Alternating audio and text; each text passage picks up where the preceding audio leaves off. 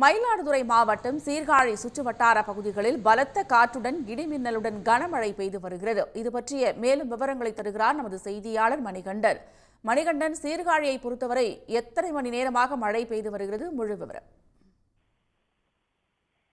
தமிழகத்தில் கடந்த சில நாட்களாக வெயிலின் தாக்கம் அதிகரித்து வந்த நிலையில் மயிலாடுதுறை மாவட்டம் சீர்காழியிலும் அதே சூழ்நிலை தான் நிலவி வருகிறது. வெயிலின் தாக்கம் தாங்க முடியாமலும் விவசாயிகளுக்கு போதிய தண்ணீர் இல்லாததும் குடி தண்ணீருக்கும் ஆடு கால்நடைகளுக்கு தண்ணீர் இல்லாமல் பஞ்சம் தான் நிலவி வருகிறது. இந்த நிலையில் இன்று காலை முதல் வெயிலும் அது அடித்து வந்த நிலையில் மாலை முதல் கருமேகங்கள் சூழ்ந்து பலத்த காற்றுடன் இடியுடன் கூடிய கனமழை பெய்து வருகிறது. இதனால் சீர்காழி, கொள்ளிடம், பூம்புகார், வைத்தீஸ்வரன் கோவில் உள்ளிட்ட சுற்று வட்டார பகுதி முழுவதுமே ஒரு மணி நேரத்துக்கு மேலாக பலத்த மழை பெய்து வருகிறது. இதனால் சற்று குளிர்ந்த சூழ்நிலை நிலவி வருகிறது.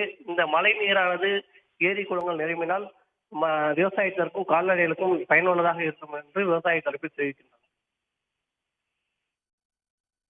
விரிவான தகவல்களுக்கு நன்றி மணிகண்டன். உடனுக்குடன் செய்திகளை தெரிந்து கொள்ள சன் நியூஸ் பெல் ஐகானை கிளிக் பண்ணுங்க.